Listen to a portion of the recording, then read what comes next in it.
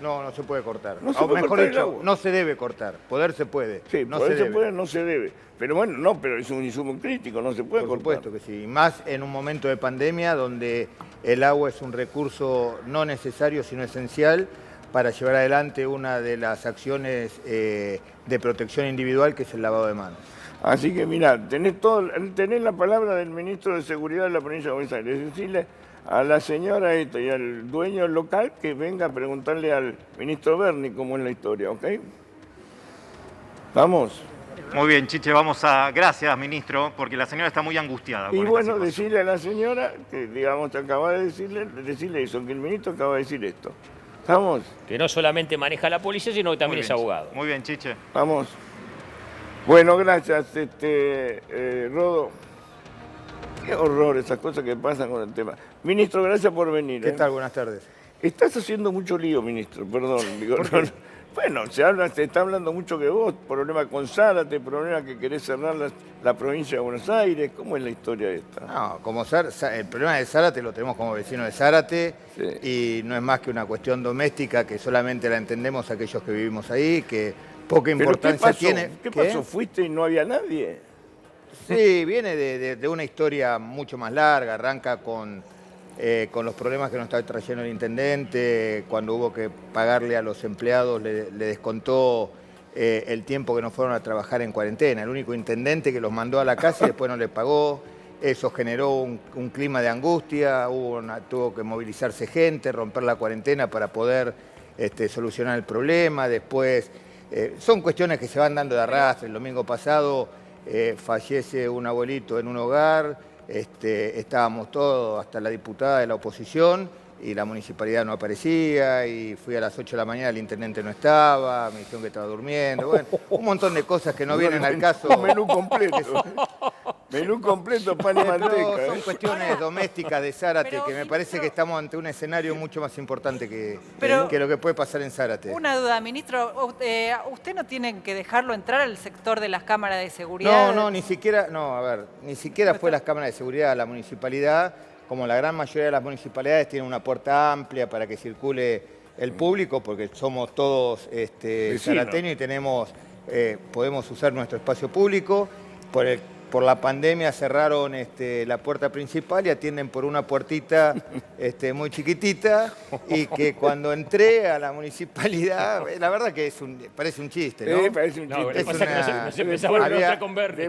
Había una señora, había una señora que parecía que estaba trabajando en terapia intensiva, que cuando entré me sacó a los empujones. Obviamente que uno es una persona respetuosa, pero bueno, es una anécdota que tiene que ver con lo mal que estamos en Zárate y nada más. Pero independientemente de esto, ministro, hay un tema que tiene que ver con la polémica entre el conurbano y la ciudad de Buenos Aires y Cava, ¿sí? ¿Hay realmente conflicto? Porque todos dicen que no, pero hay, digamos. ¿Están preocupados por el tránsito de gente que va de ciudad a conurbano, o están preocupados por lo que Son viene? Son dos cosas distintas. Sí. Usted me pregunta, ¿hay un conflicto? No, lejos de haber un conflicto, se está trabajando más que nunca de manera coordinada con la Ciudad de Buenos Aires. Ahora, ¿estamos preocupados? ¿Cómo no vamos a estar preocupados cuando más de 1,5 millones de bonaerenses vienen a la capital, y además ese 1,5 millones de bonaerenses están en el segundo y tercer cordón, que son una zona donde tenemos no solamente una alta concentración demográfica, sino además tenemos situaciones de precariedad en el hábitat, y eso hace un caldo de cultivo importante, y por eso estamos trabajando, y los intendentes están haciendo un desarrollo territorial junto con las autoridades de la provincia de Buenos Aires, controlando permanentemente. Ha dado mucho resultado un término que empezó a implementar el gobernador antes que empezara la pandemia, que era la cuarentena comunitaria, que hoy es un ejemplo y se está practicando en muchos lugares del mundo. El barrio y no la casa. Claro, porque claramente, si bien la capital y la provincia de Buenos Aires, por sobre todo el primero y segundo cordón, funcionan como una sola unidad, es cierto que administrativamente son dos cosas distintas, las realidades son dos cosas distintas.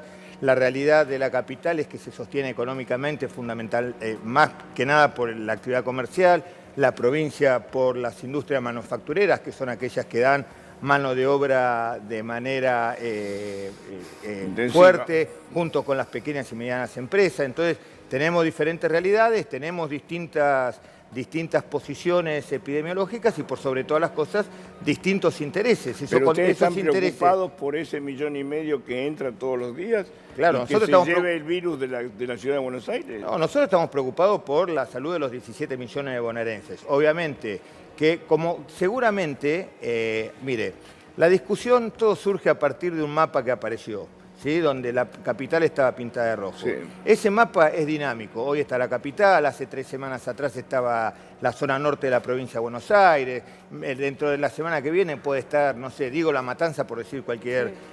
Y seguramente que si nosotros tenemos un foco en un lugar populoso de la provincia de Buenos Aires, de gente que viene a trabajar a la capital, es lógico, es coherente y es necesario que las autoridades sanitarias de la capital federal trabajen en conjunto con la provincia de Buenos Aires para ver cómo podemos disminuir esas cadenas de relaciones interpersonales que son las que aceleran la velocidad de réplica viral. Pero vos sos médico y sabés perfectamente que, digo, aparentemente lo que dice la ciudad de Buenos Aires es que como hacen más testeos, tienen más casos y que la proporción de testeos en la provincia de Buenos Aires son menores. No sé si es así, es lo que dice. Mire, la verdad, a ver, lo que pasa es que estamos entrando en una discusión que no tiene sentido. Esto pareciera una carrera a ver quién hace más testeos o una carrera a ver quién tiene más casos.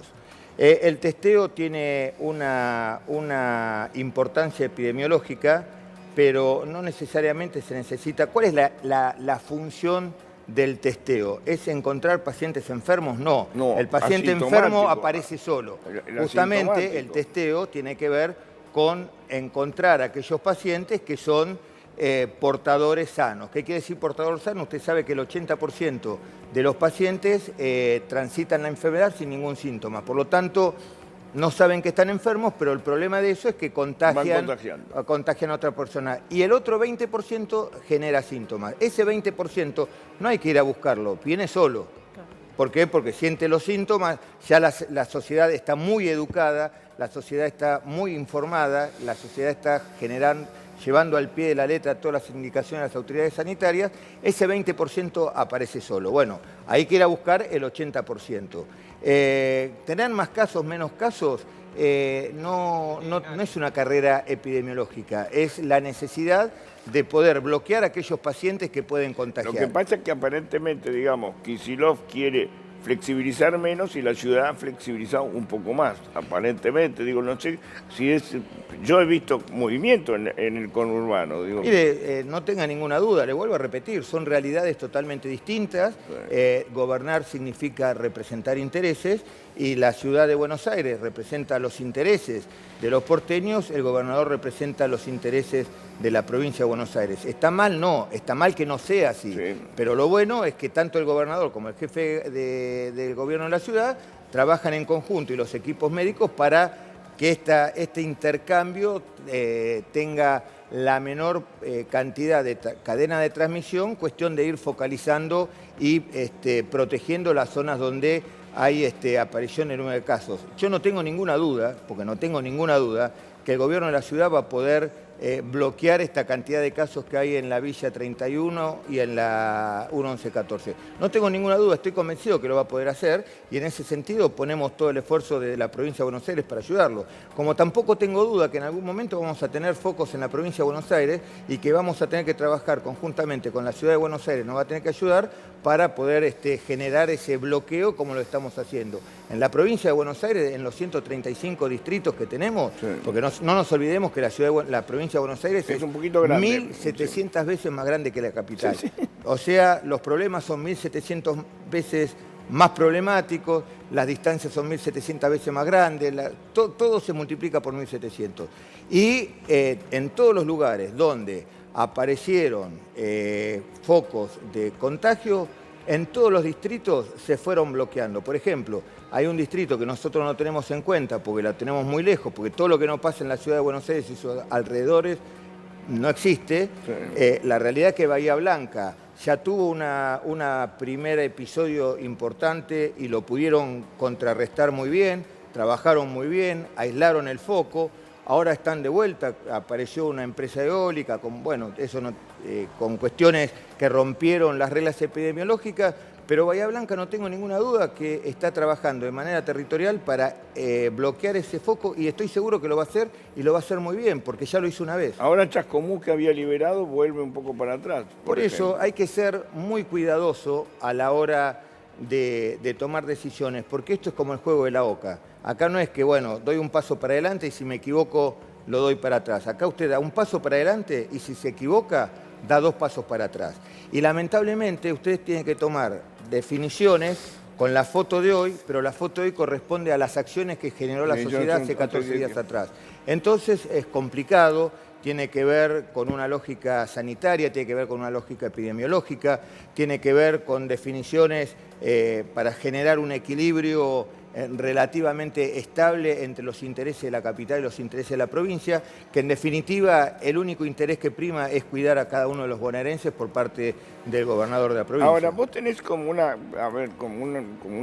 especie de doble rol, porque por un lado sos médico, por el otro lado sos abogado, por el otro lado sos militar y además sos ministro de Seguridad. Digo, ¿tenés conflicto en ese tipo de cosas? Porque digo, estás manejando la seguridad de una provincia que también tiene un problema de salud complicado. Mire, una de las patas más importantes del comité de emergencia, y cuando digo más importante, quiero decir por sobre todas las cosas en las acciones médicas, las acciones que tiene que desarrollar el Ministerio de Salud, muchas de ellas tienen que ver con la logística y lo hacemos desde el Ministerio de Seguridad. Muchas tienen que ver con Defensa Civil y Defensa Civil son acciones que dependen del Ministerio de Seguridad. Muchas tienen que ver con la coordinación de los diferentes centros de emergencia y lo hacemos a través del Ministerio de Seguridad. Cuando hay una situación excepcional, una situación tan espasmódica, porque esto fue una cosa que apareció de golpe, bueno, tuvimos la oportunidad de probarnos como un equipo de trabajo que hasta el momento ha dado muy buenos resultados. Vos siempre tenés, y lo manifestaste, digo, menos gente de la que necesitarías, ¿sí? Obviamente. ¿En la policía? En la policía, Sí, menos claro. gente de la que necesitas. Pero digo, en estos momentos tenés mucha gente concentrada en el control de la cuarentena. Digo, en el control de que no pasen, de que no pasen autos que no debieran pasar y gente que no debiera viajar. Digo, ¿te queda gente para la seguridad? En realidad, justamente hace 15 días más o menos, usted sabe que la policía de la provincia de Buenos Aires fue la primera que se puso al hombro la organización de la cuarentena y la organización de esa cuarentena comunitaria, porque usted sabe, si bien, como vemos en la televisión, los problemas de la Villa 31, de 1114, como esas villas, tal vez con otras geografías, pero con la misma metodología, en la provincia de Buenos Aires hay casi 1.800. Hemos estado en muchas de esas, así que sabemos de qué hemos estado en muchas de esas, por eso, sabemos entonces, de qué se trata. Ahí la policía estuvo, y esa gente no tiene las mismas comodidades, no tiene la misma infraestructura para soportar ese aislamiento obligatorio. Por lo tanto, la policía acompañó a cada uno de esos comunidades en generar la cuarentena comunitaria, los organizó, les explicó. Cada vez que teníamos un caso, porque le vuelvo a repetir, en la provincia de Buenos Aires ya hemos tenido más de 2.000 casos, los hemos podido focalizar.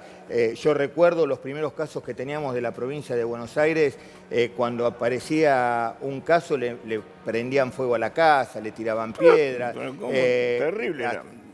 Los primeros días como de si los tuviera primeros casos, la peste bubónica. No, pero bueno, los primeros días cuando empezaron a aparecer los casos, teníamos reuniones con los vecinos hasta las 2, 3 de la mañana explicándole que ellos no son delincuentes, explicándole que son pacientes que están enfermos, que necesitan de la contención del barrio, y el barrio empezó a organizarse, el barrio empezó a entender que a esa persona que estaba infectado no había que tirarle piedras, sino que había que llevarle lo que necesitaba para generar su cuarentena ahí adentro y que no se moviera, llevarle la comida, en el caso de los abuelos llevarle los remedios, en el caso de los chicos asistirlo por lo que necesita, y en todo eso estuvo acompañando la policía de la provincia y además generando las acciones de desinfecciones local, que fue algo que empezamos muy temprano y que ha dado mucho resultado. En cada barrio donde empezaban a aparecer los focos, trabajábamos todo el día generando desinfecciones de todo el barrio. Pero por eso te digo, como han tenido que trabajar en múltiples actividades, ¿te quedó gente para la seguridad? Bueno, se a te eso desbordó, eso fue lo que hizo la policía durante todo este tiempo.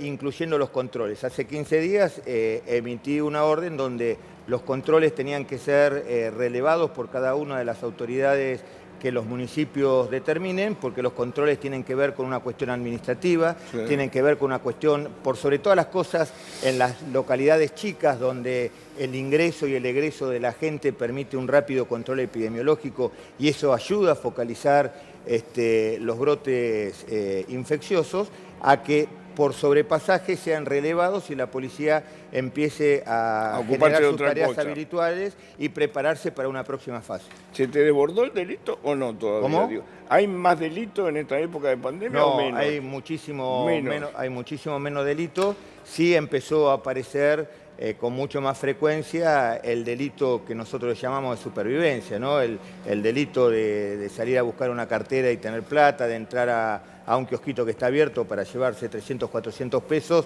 no el delito. Recién anoche tuvimos el primer delito complejo. Un secuestro. Un secuestro después de mucho tiempo y creo que vamos por el buen camino. Por ahora sigue secuestrado, es un secuestro extorsivo. Fue un secuestro verdaderamente extorsivo, con algunas características en especial que nos hacen sospechar de algunas cosas y que obviamente no puedo, por cuestiones de la investigación, pero estoy seguro que vamos por el buen camino. Y tuviste otro asalto muy grande en un country, de los 40 millones de pesos que creo ya que están detenidos. Ya están detenidos. Ya están detenidos. Pero evidentemente lo entregaron al señor. Sí, bueno, justamente está detenido gente que estaba vinculada a la organización de la seguridad del country. En estos momentos, bueno, hoy a las 7 de la tarde se junta. También, perdón, sí, también tuvimos, fíjese lo que son las cosas, le voy a contar una anécdota. Una colega suya que vive en un barrio cerrado, sí, se treparon por la puerta, le pusieron un arma en la cabeza al hijo, que si no le entregaba las cosas lo iban a matar. Bueno, estuvimos trabajando. La clásica. ¿Cómo? La clásica, digamos. Sí, estuvimos trabajando 2 semanas, dimos con los delincuentes, después de un trabajo excelente que hizo la investigación de la policía de la provincia, fueron al fiscal. El fiscal lo liberó. No solamente lo liberó, que sino después se arrepintió, se dio cuenta que no correspondía, así que en el mismo día, una cosa que solamente pasa acá, dio una orden de detención. Obviamente que cuando fueron a buscar ya no estaban más. ¿Y dónde están ahora? Robando en la zona de Hudson. Y esperemos que nos toque una fiscalía un poco más expeditiva. Ahora, porque hay un delito que sí subió, es el de femicidio. Bueno, sí, el femicidio obviamente está subiendo y tiene que ver, por sobre todas las cosas, con el aumento de la convivencia, de las relaciones interpersonales, pero en estos últimos días, a partir de una acción muy impestiva que ha tomado la ministra de la Mujer de la provincia de Buenos Aires, como que está mucho más controlado, mucho más distendido, y a partir del momento que la sociedad empieza a reactivarse, a tener una vida un poco más fuera de casa, esos delitos van volviendo a la normalidad. Cuando hablamos de normalidad estamos hablando de un femicidio casi cada 30 horas, que es una cosa de locos, y por sobre todas las cosas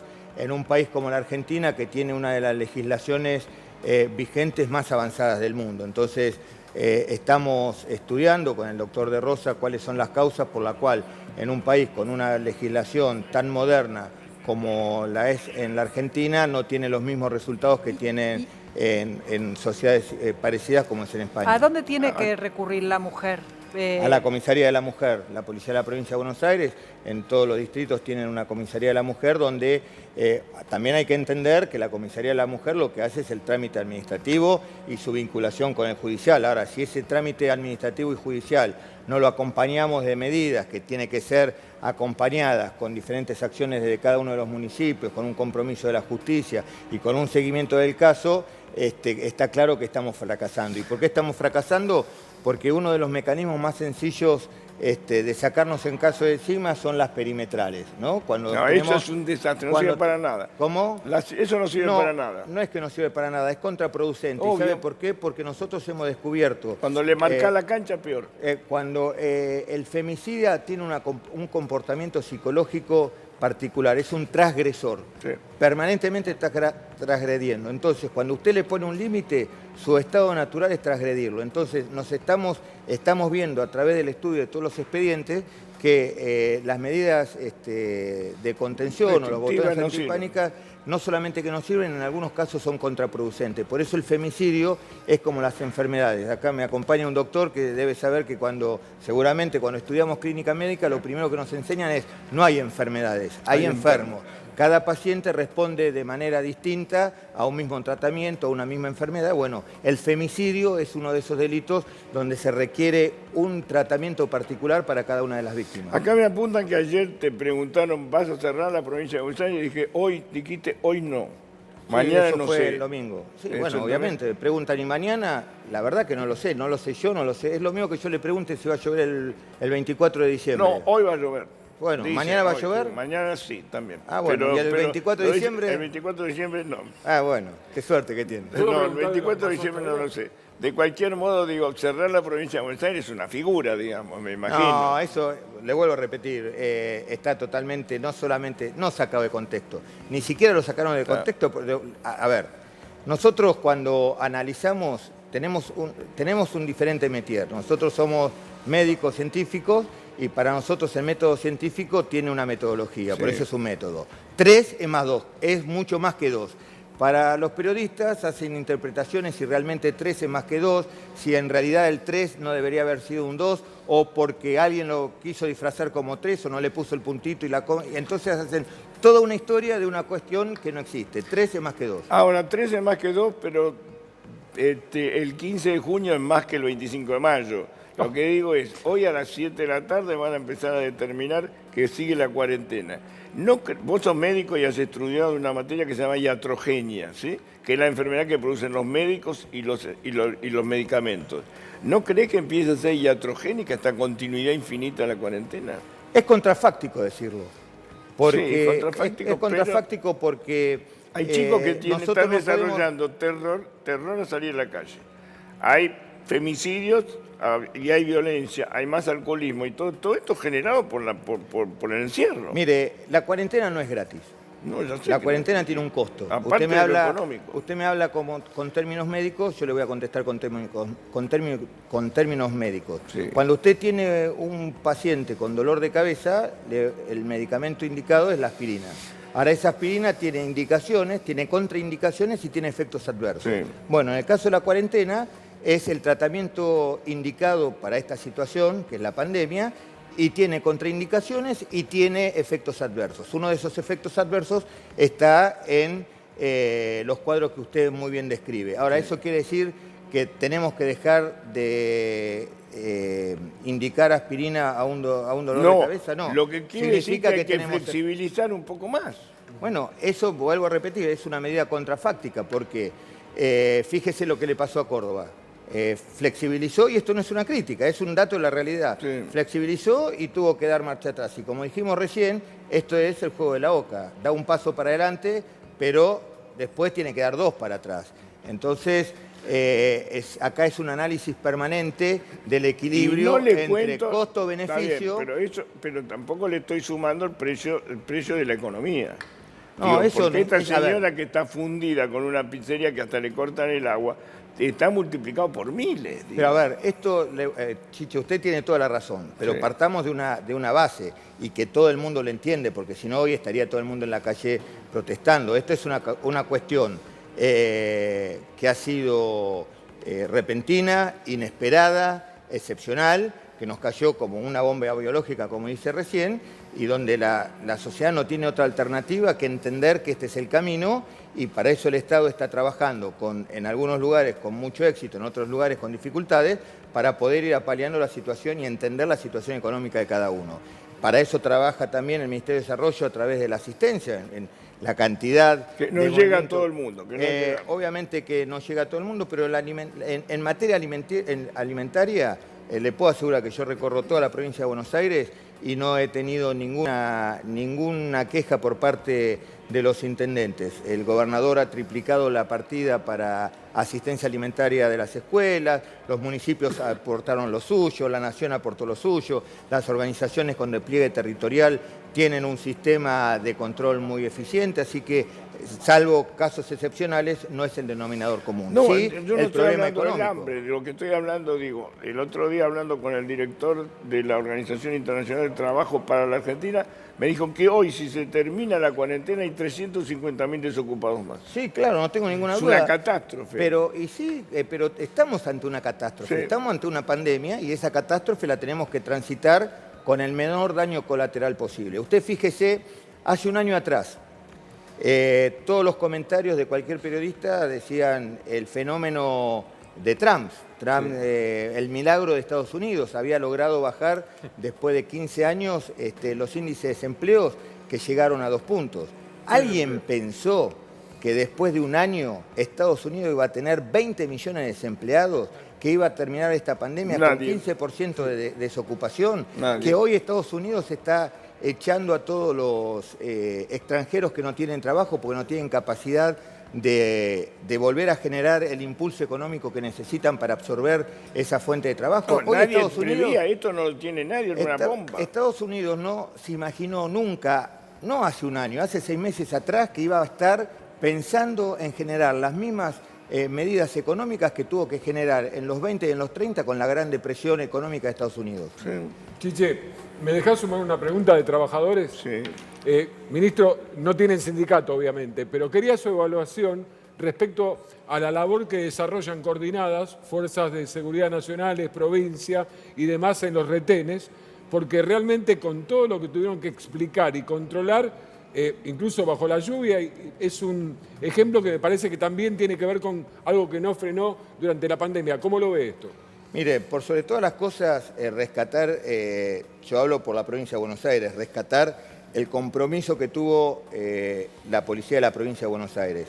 El día que empezó las pandemias yo los junté a todos, fui muy claro, le dije lo que teníamos que hacer y de los riesgos que corría. Y le pedí que todos aquellos que tuvieran dudas o que no se sintieran con la capacidad o con la fuerza de llevar adelante la responsabilidad que a la policía de la provincia le tocaba en este momento histórico, dieran un paso al costado. Ningún policía renunció.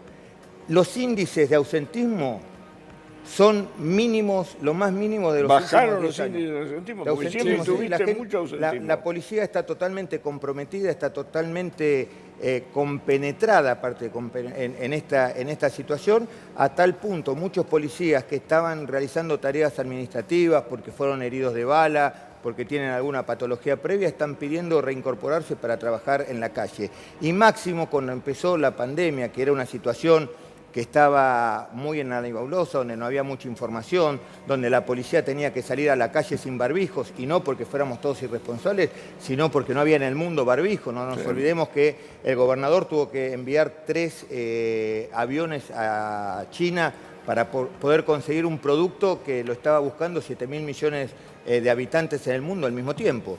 Entonces, durante 4, 5, 6, una semana, la policía, mientras se logró restablecer el tren de campaña, o sea, la logística necesaria y suficiente para que tenga las medidas de seguridad mínima, la policía con compromiso, con convicción y totalmente comprometida salió a la calle y generó no solamente los controles, sino lo que para nosotros es más importante, ayudó y acompañó a su comunidad a generar la organización necesaria para la cuarentena comunitaria. Y ministro, ¿tiene la posibilidad de que algunos policías no estén trabajando por si algún otro grupo se enferma o no dan los números para eso? No, sí, claro. Nosotros cuando empezó, obviamente que cuando empezó la cuarentena empezó con un día y tenía una fecha de finalidad, de fin, Sí. de término, que se fue postergando. Nosotros previendo todo eso fuimos generando la logística administrativa para mantener grupos en reserva, para, aparte una logística muy importante, pero muy importante. Nosotros tenemos efectivos, una gran parte de los efectivos de la provincia de Buenos Aires hace 50 días que no van a su casa, que están durmiendo. ¿Y por qué no van a su casa? Usted sabe que como hablábamos Pero recién, por lo menos le pagan horas extra. Sí, sí, claro, por supuesto, pero no es llega un momento que no tiene nada que ver la hora, uno quiere estar con su familia, Claro, pero la verdad es que la responsabilidad que han asumido no influye en esto que le estoy contando, porque hay muchos que están a 400, 500, 600 kilómetros de su casa, cuando llegan a sus lugares, esos pueblos o esas ciudades no tienen caso de coronavirus, entonces se tienen que quedar 14 días en cuarentena en esas localidades, entonces prefieren quedarse acá, colaborar, estar trabajando y no ir haciendo esos movimientos que son muy grandes. Y créame que no estamos hablando de 2, de 3 o de 4, estamos hablando de cientos y en algunas oportunidades más de 1000. ¿Te costó, tuviste algún caso de tener que buscar a un Violini Boy? De los que liberó Violini, ¿te tocó algún caso de un chorro, un asesino que tuviste que mandar a buscarlo o no pasó nada? ¿Que lo tuve que mandar a buscar en qué sentido? Digo, a que haya cometido un delito o que haya tenido que volver y no estaba, como me decís, que liberó. Sí, eso todos los días. Ayer, bueno, el problema que suscitó... Pero de los que liberó Violini, ¿tuviste algún problema o no todavía? No, todavía no. No lo sabemos porque no sabemos quién fue, dónde está y qué hacen. Entonces nadie encuentra lo que no sabe que está buscando. ¿Te parece un delirio lo que se hizo, no? Me parece que se hizo mal. Me parece que no hay que discutir tanto el fondo, que tiene que ver más con cuestiones ideológicas, sino que hay que discutir las formas. El problema es que las formas transgredió cualquier principio de cooperación, transgredió el principio de convivencia, porque mandar a un violador a vivir a una cuadra de lo de la víctima es un acto de provocación. Total. Es un acto que irrita a toda la sociedad. Me parece que se podría haber evitado, me parece que se podría haber organizado y me parece que la justicia tomó nota del reclamo de la sociedad y hoy está tratando de organizar esa gran desorganización que generó. Sí, pero pensé que habías tenido. ¿Es cierto que caes a las comisarías de improviso? Sí, bueno, eso es una metodología de trabajo permanente. Pero identificado, te decís, vengo acá, a ver, sí, claro. O vas camuflado. No. Digo, no es fácil camuflarte. Lo que pasa es que hoy... Desapercibido no va a pasar. Lo que pasa es que hoy los argentinos andamos camuflados por la calle. Justamente uno de los problemas que tenemos con el delito de identificación es que con el tema de las máscaras son todos sospechosos. Claro. Así que ¿caes a las comisarías? Sí, es parte el control es parte fundamental de la cadena de mando. Sí. ¿Pero y te da buen resultado? Sí, claro. ¿Encontrás desastres? No le da bien resultado al que le cae. ¿Encontrás desastres o no? Sí, la verdad que sí.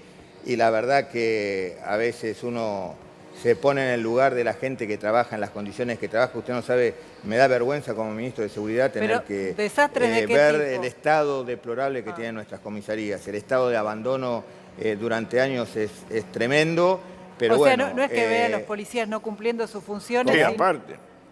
No es que vean a los policías no cumpliendo sus funciones, cuando habla de desastre, es por la situación... No, hablo de la infraestructura y después pero te dice, ahí nomás cerquita de La Plata, vos haces una comisaría, no tiene baño. Tienen que ir a la vuelta a la casa de un vecino al baño, tienen baño. Es lamentable, en la realidad.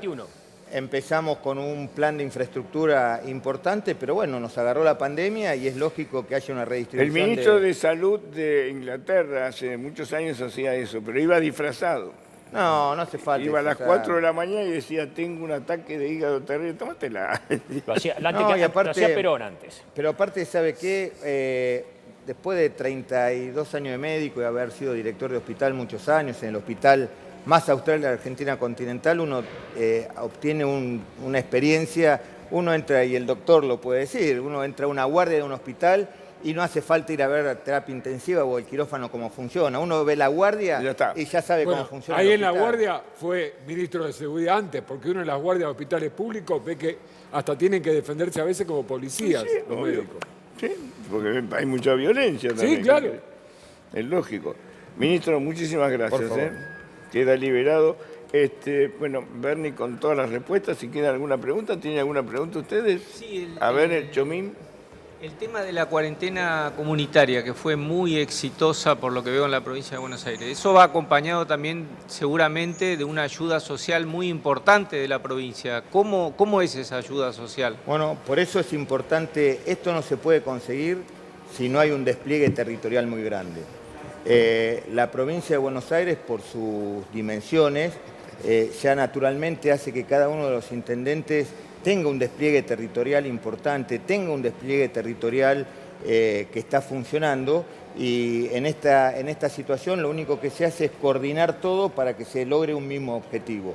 trazar un objetivo y que todos trabajen en pos de ese objetivo. Es un trabajo que funciona únicamente si se hace en equipo, pero sobre todas las cosas funciona si hay una gran responsabilidad social. Yo creo que si hay algo que tomo como muy positivo de lo que he visto durante toda esta cuarentena, la gran responsabilidad social que han tenido cada uno de los bonaerenses, porque donde uno va, barrio humilde, barrio comercio, barrio industrial, la gente respeta las medidas de prevención de distancia, respeta el uso de barbijo, Totalmente. no va a entrar en ningún Ahora, comercio ministro, donde haya... Lo que no me queda claro es que en la cuarentena comunitaria, el que tiene que salir a trabajar, porque entiendo que algunos Eso salen... fue en el periodo durante cuarentena, ya no estamos más en esa cuarentena estricta. Ahora ya... Hay flexibilización. ¿Cómo? Hay flexibilización ahora. Claro, Es esa que cuarentena ya no... hay gente que en tiene que términos de salir. cuarentena no existe más. Estamos hablando de los primeros días de cuarentena fuerte, que fue Que no se lo que podía nos mover. permitió transitar hasta acá con estos resultados.